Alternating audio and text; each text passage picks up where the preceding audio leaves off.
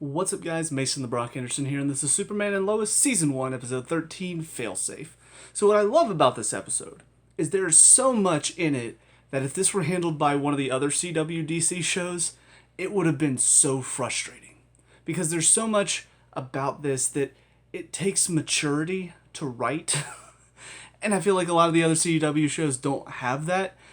Because, for instance, everything to do with Superman's plight in this episode, it's handled maturely. The conversations are mature. You understand both sides of them. It's not like one side is clearly right, but they're arguing about it as if the other side has a point.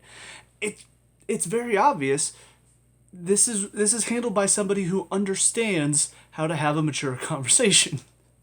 Because I love the conversation between Clark and Lois whenever he's first telling her about his decision and after she found out from her dad and all of that. And he even says, I should have talked to you about it first. Like, he understands that. They're getting angry, they're yelling at each other. And then at the end of it all, it's not like she's just pissed at him. She's like, you're stupid, I hate you for doing this.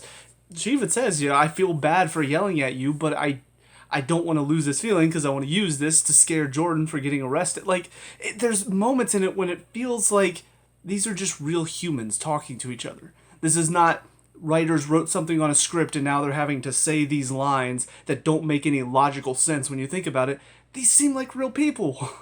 Because I can see this conversation happening where it's like, look, I can't have this conversation with you because I don't want to say something that's going to hurt you, but I need to hold on to this feeling because I need to scare our son because he got arrested. It's just so good.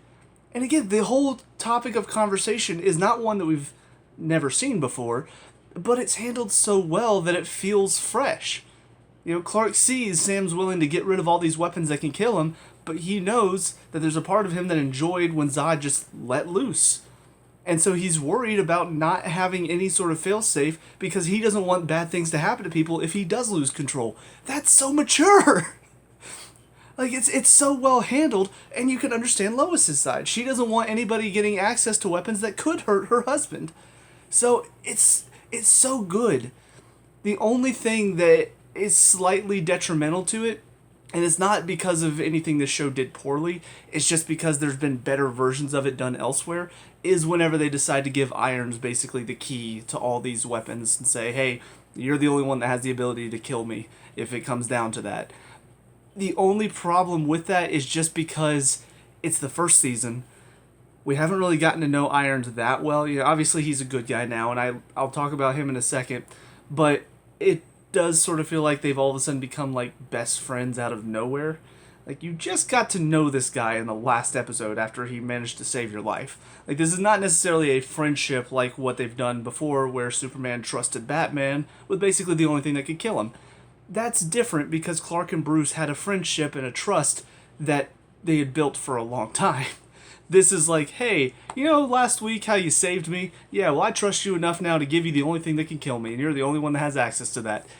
It feels a little quick, but it's the only thing that is really, again, not the best about it. It still makes sense because going on to Iron's character, how they've handled him as well is so good. Because in another CW show, there would have been this love triangle. He would have gotten jealous. He would have been like, oh, so what? You get to be a superhero and you get to have the woman that I love? Psh, no, I hate you. But he's mature enough to know this is not my Lois. It obviously is the same person, but it's not the same woman that I married and that I loved and that I had a family with. Because she's on a different Earth. She's from a different timeline. She's an alternate version of her, and she's married to somebody that she truly loves. I'm not going to do anything to mess that up. That is so mature. Because it's so easy for these shows to manufacture conflicts like this.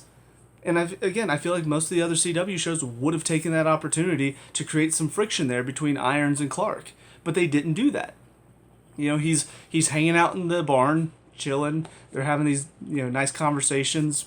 And it feels like a friendship has been formed. Again, not necessarily strong enough to trust them with the only thing that can kill you, but it does feel like they're doing a good job of writing them to be like, okay, we understand each other, we're good, we're friends now. And I like how they do it. I like how they handled this, because it feels real. Like, Irons is not sitting here going, oh, well, you're still the same guy. I mean, you're still Superman, so you could still turn like you did on my. He saw that clearly this Superman is not the same.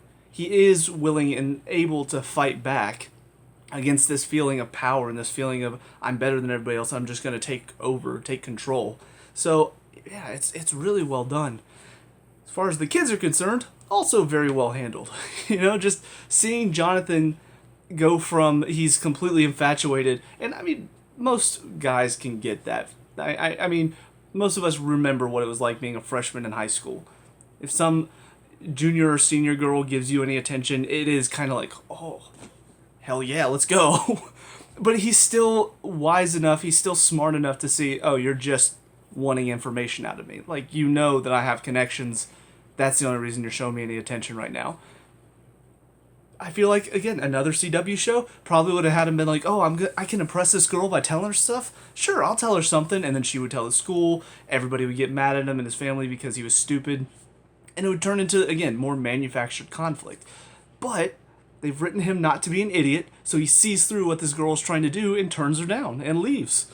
And again, for a 14, 15-year-old boy, that is hard to do.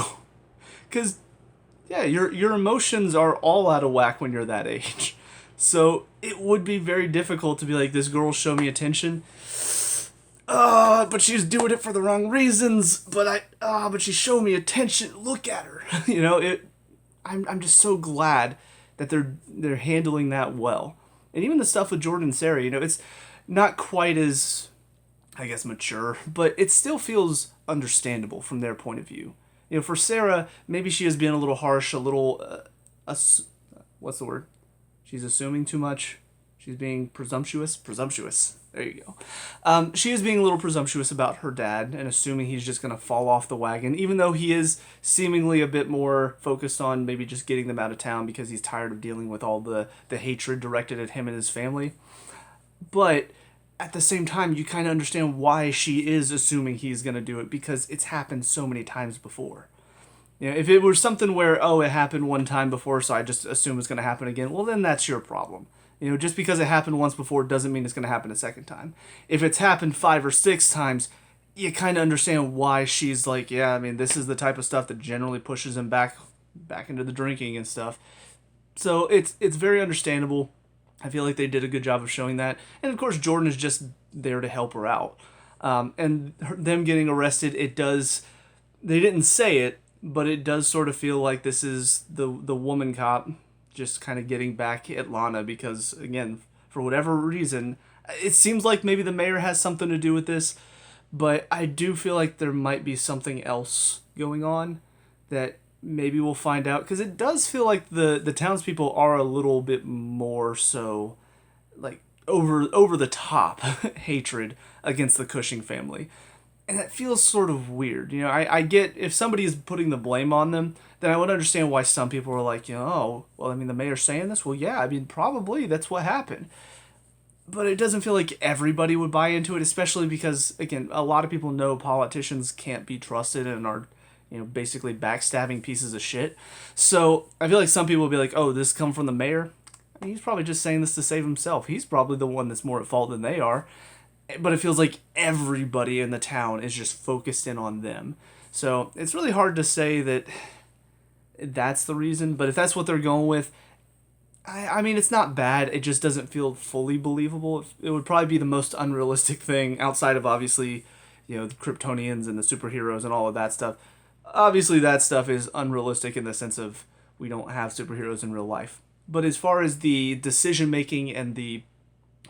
what's the word?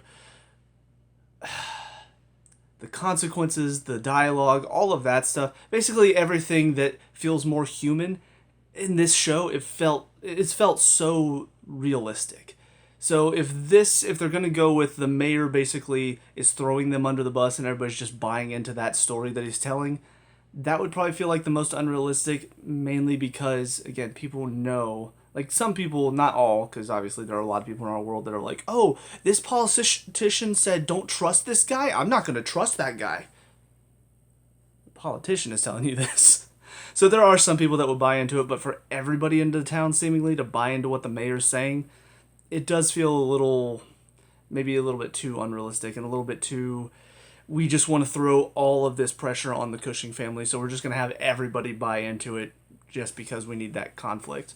So it's not super unrealistic, it just feels unrealistic for everybody. Maybe half the town should.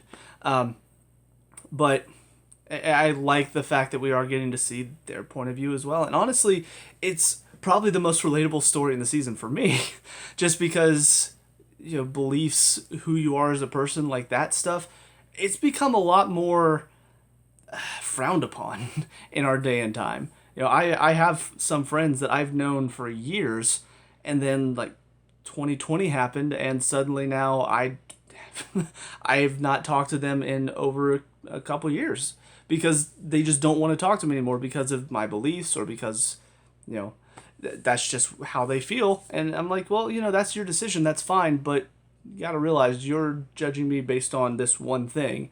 And that's kind of what it feels like this story is trying to do. I don't know, again, typically these shows have a little bit more of a liberal leaning, so it's weird to think about this from my point of view, considering I'm a conservative, but I like that they're telling this type of story, that sometimes it's not the people that you're attacking, sometimes it's who they're supporting that's the problem.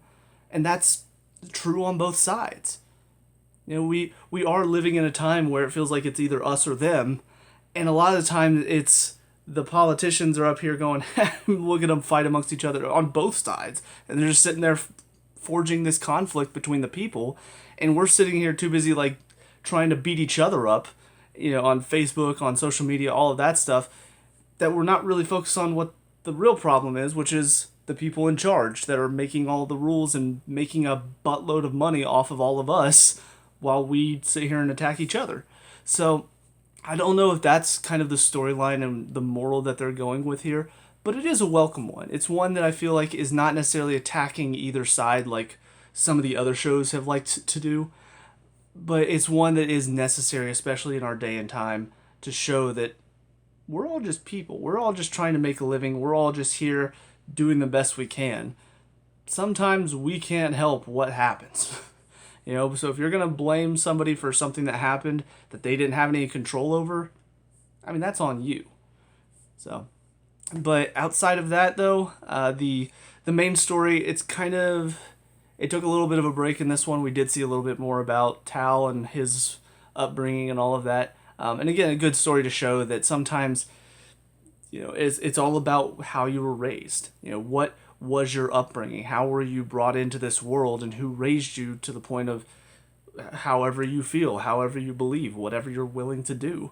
And it really shows how Tal is so different than Cal is. So I don't really know what happened at the end. I hope we get some sort of explanation as to how he was able to break out of that Kryptonian or Kryptonite cage. But it definitely feels like he's powering up for a big ultimate climactic showdown, which is a little weird considering we have 2 episodes left. Like, if this were the penultimate episode of this season, I could see, okay, we're going to have an epic fight for most of the final episode. But since there's 2 left, it makes me wonder, is he going to spend a lot of next episode powering up, and then he'll show up at the end of it, and that's when the fight will lead into the final episode? Or I don't know. I don't know what they're planning to do with it. But yeah, I'm really enjoying this show so far. It's doing a really good job of hooking me, keeping me interested, and again, just telling a mature story. Not dipping into all of this stupid, even the teen angst. Like, even some of that stuff, it's not stuff that I can relate to because obviously I'm not that age anymore, but it's stuff that I can remember being involved in, or it's stuff that at least it's handled well. It's not something stupid to manufacture conflict like a lot of the other shows do. So, yeah, fantastic show. On to the next episode. I'll see you there. And now, episode 14, The Eradicator. So, there were a couple things in this episode that were not great. So I'll focus on those first. A couple of them could get better depending on what their explanation is. First of all, we still don't really have an explanation as far as how Edge is able to basically resist Kryptonian or Kryptonite stuff. We still haven't gotten an answer for that yet, so hopefully we'll get one soon. But the other thing is, it seems like he's somehow able to, avoid Superman's detection. which seems weird to me because the first time he did it, I kind of got the sense of, okay, well, it's because he went off planet and Superman is looking on the planet, so maybe that's why. But now this time, it seems like they're still on Earth, and Jordan is screaming, and yet Superman can't hear all of that. So I don't really know what's going on with that. I hope there's an explanation and not just Superman couldn't find him, because again, Jordan is screaming as he's getting the powers or the essence of Zeta Roar or Zeta something. He's screaming at the top of his lungs as all of that is happening. So it feels like if they're somewhere on Earth, Superman should be able to hear it, but he doesn't. So I hope we get an explanation for that. Maybe somehow the Eradicator inside of Tal is like blocking out Superman's abilities somehow. Oh wait, no.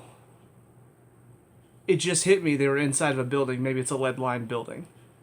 That would actually make sense. Okay. Maybe that's what it's going to be. We didn't get confirmation on that, but that just occurred to me that that's another possibility. Anyways, the other thing, though, that wasn't great is Sarah in this episode. Because, again, I've talked about how a lot of what she's going through, it's understandable. You can kind of get where she's coming from. This episode felt a little harsh for her.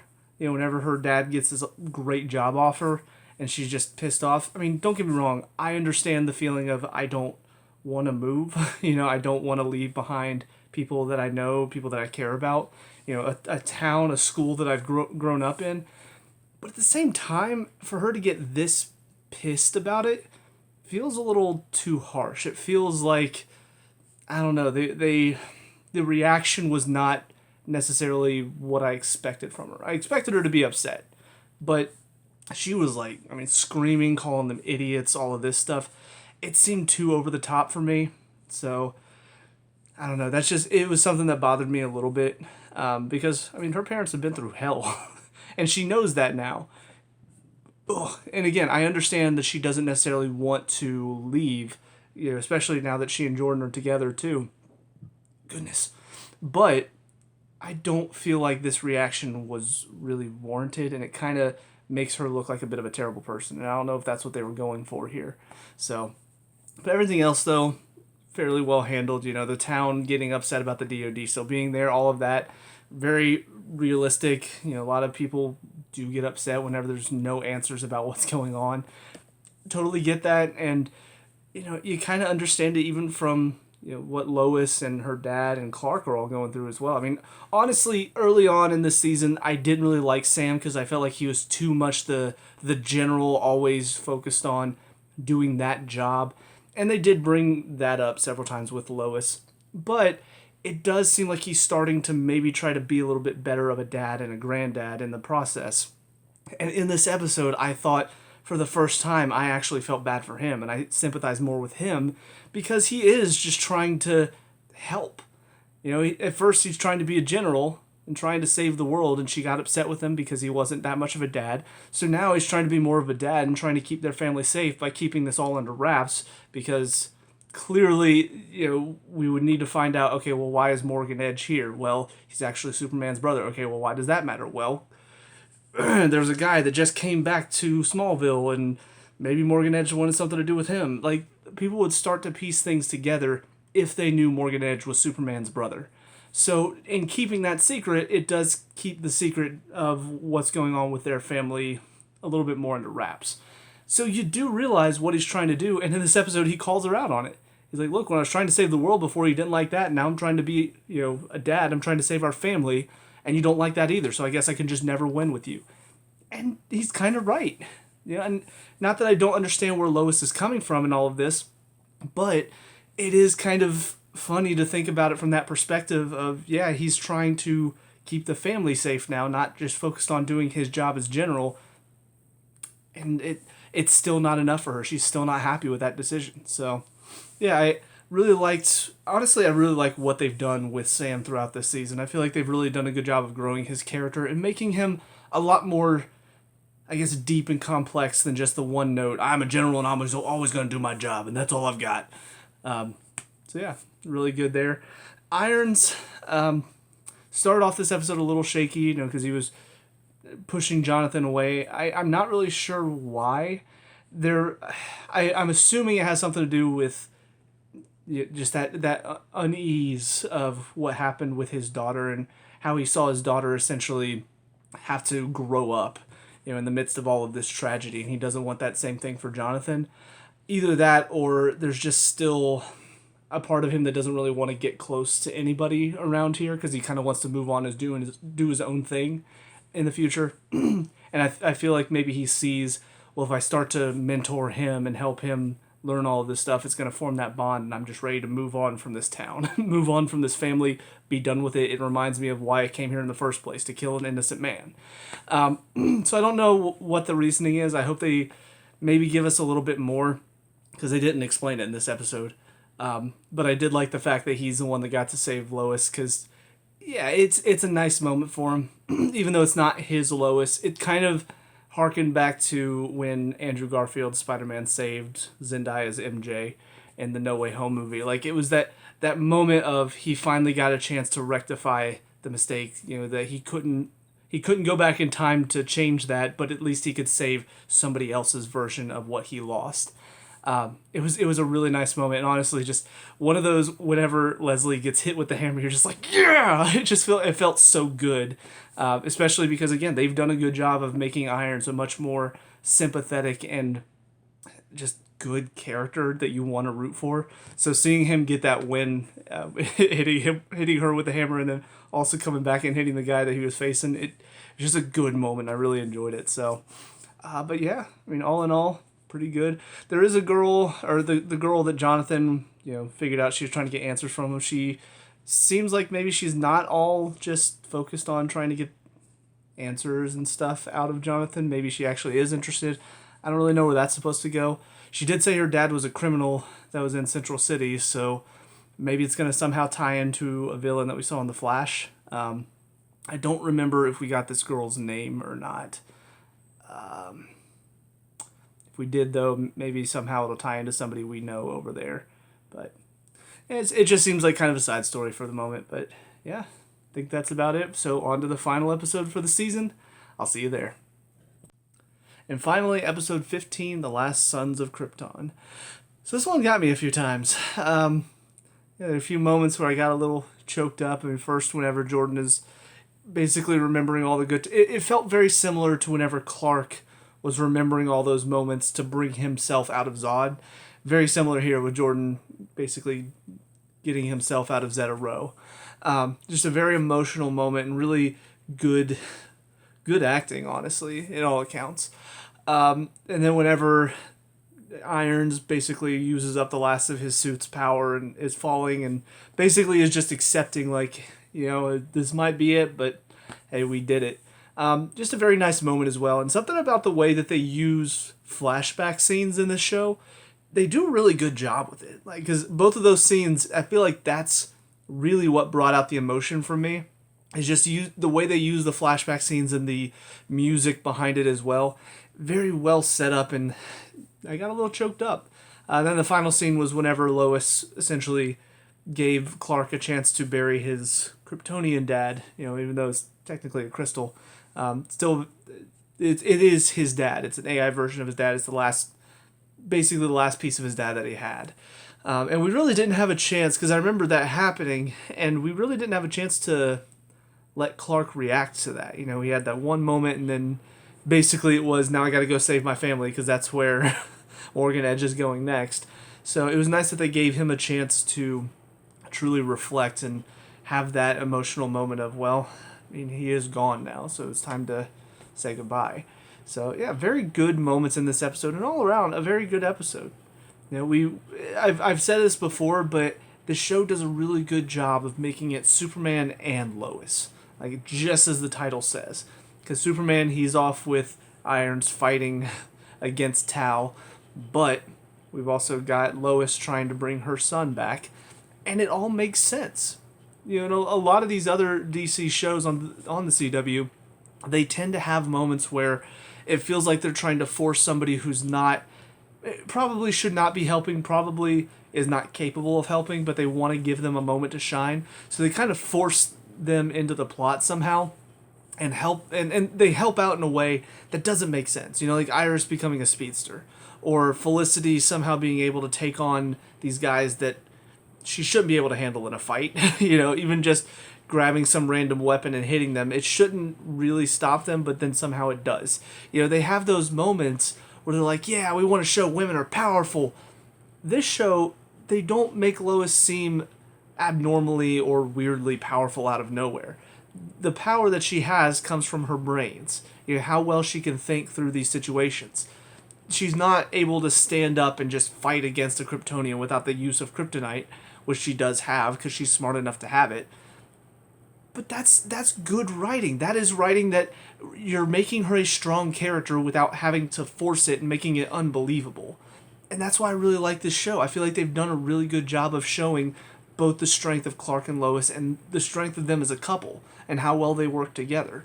And it does make me wonder, because we didn't really have a whole lot of problems. You know, they did have their arguments this season, but we didn't really have a whole lot of problems with their marriage and their relationship. So I do wonder if that will start. I don't know if it'll be next season or season 3, but I think they have a season 4 planned too. But I don't know if it's gonna pop up. But I feel like that would be a good story though, to show, basically to kind of separate them a little bit. You know, maybe take them apart as a couple and show how weak they are on their own, how they can't really stand up to the challenges if they're not working together, because together they are better. So just something possibly for the future to look forward to. The Cushings, you know, they got their, I guess, redemptive moment for the townspeople. Obviously, it was always going to come to that point where once the townspeople found out kind of the whole truth, but not the entire truth, because obviously there's the connection that Clark has to Smallville that they don't know about, or I guess Superman technically. But once they sort of understood the whole story of what was going on with Morgan Edge and essentially his whole plan, it obviously put the Cushings back on good terms. Again, I am glad that we got that one moment with the firefighter, because it showed kind of more what I was thinking, how it's more realistic that yes, there are a large group of people that bought into what the mayor was saying because they're just easily influenced, but not everybody. And I think that's more realistic. You know, that one firefighter that comes in and basically says, hey, you had my back. You know, I know you're fighting for us. So I'm sad that you're just kind of running away from all of it. So I think that was actually a moment in the last episode, but it was a nice moment, and it really brought out kind of their story and showed that not everybody was against them, but thankfully in this episode we finally got the moment where the people who are more easily influenced, they got to see the truth of what Morgan Edge was trying to do, and that it's not the Cushing's fault. So I'm glad that they had their moment. You know, Kyle even had his moment to shine when he saved the woman from the building. So yeah, I really appreciated that, and they were a fun family to have, and obviously they're not just leaving the show, but I'm glad we got a family that's a little bit more, I guess, connected to Smallville. You know, obviously Lana and Clark, they have that history. I'm glad they're kind of showing how good friends they are, because I feel like we don't see that very often. Most of the time, if there's a man and a woman and they're friends, it ends up becoming a relationship, and that's not always how it is in life. So I'm glad that they seem to have this good friendship chemistry, and that's all it is. And they're both married to people that make them happy, and that's fine. You know, it doesn't need to be like this, oh, but maybe there's some spark there. They were dating back in high school, but they've moved on. They've both grown past that. And while I don't think that's necessarily not going to come back at all, because obviously they were building that up a little bit. You know, that one scene that we saw earlier in the season where Clark left and then came back and saw she was dating somebody else and got upset. Clearly, there is going to be that connection going forward. I just hope they don't exploit it in a stupid way, where if they do end up doing something where Clark and Lois are having problems and maybe Lana and Kyle start having problems again or something along those lines, I am a little worried that they might try to use that as like maybe Clark and Lana are going to start talking and that'll be a little bit more friction. I hope they do it in a way that makes sense and actually feels like real people and what might happen in this real life situation, even though, again, not real life, but as far as what people would do. Because again, there's so many moments in this episode that showcase that. You know, with Irons at the very end, when he's talking to Lois and she wants him to stay, it totally makes sense why he's like, no, I can't. I know you're not my Lois, but every time I look at you, that's all I see. That makes sense. I mean, I get it. It sucks. I hate it for him, but it's hard to say that he's not correct because that would be a difficult situation to be in. So I'm glad again they're handling it well. He's not bitter or vindictive. He can't be around it because the more he's around her, the more he misses his wife, because this is basically his wife, just slightly different. So yeah, I really appreciate a lot of the stuff that they've done with these characters this season. I don't know what's going to happen because we don't ever really get resolution. We saw Leslie was in her Kryptonian cage, and then Tal at the end, after Iron's hammer hits him, he essentially goes back to being himself. But we don't ever get like, okay, are they just going to be in prison from now on? Like, are they never getting out? Are we sure they're never getting out? Because feels like a lot of the times in these superhero shows, at some point they will get out. So I don't know. I don't know what the plan is with them. I don't know if they're going to come back at some point or not. But we'll see. What is interesting, though, I was a little taken out of it at first, because at the very end, obviously, we see Natalie comes into this world somehow. And I kind of figured once the AI said, there's something, I think a V-Craft or something like that is connected to your AI. I was like, wait, is his daughter somehow in this world now? So I will admit at first I was kind of like, okay, is this going to be some like random kind of, the best way I can describe it is like a Legend of Korra season 1 wrap up. Because if you don't know, Legend of Korra season 1, they didn't think they were getting past season 1. So they essentially wrapped up everything in a nice, neat little bow. Very, very kind of sudden and out of nowhere. A lot of things worked out that it seemed like were not going to work out in the end. And it could have set up for season 2, but they didn't want that. They wanted everything to be happy and okay, so they sort of fixed everything at the end, then found out they were getting more, and because of that, it makes that season 1 ending feel a little, okay, a lot of stuff just sort of happened, just out of nowhere. So at first, I wasn't sure if that's what this is going to be, is like, oh yeah, somehow Natalie came over too, because we weren't sure if we're getting past this, so at least Irons gets his daughter back, so happy ending, right? But the way it ended felt kind of ominous in a way, because she looks at Lois and, of course, sees her mom, even though it's not. And then there's like this kind of ominous music playing in the background as sort of the scene pans out. So I don't know what that's supposed to mean. I will admit it was a little too vague for me.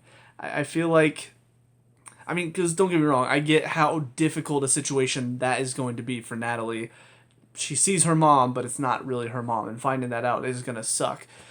So maybe they're setting up that she's going to be a little bit more vindictive than her dad is. Her dad's sort of accepted the situation and gone, yeah, this isn't my Lois. She's happy with Clark. I'm not messing around with this.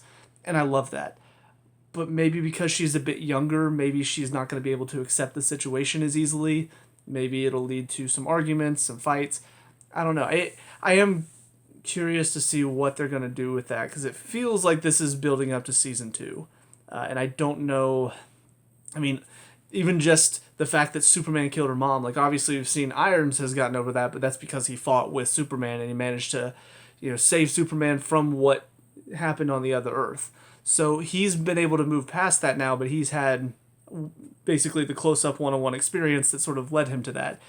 Natalie has not had that, so maybe from her point of view, it's going to be a little bit more difficult to sort of accept everything going on and just be like, oh yeah, no, this is all okay. I'm okay. Especially because she is younger. I think he said she was 14 in the last episode.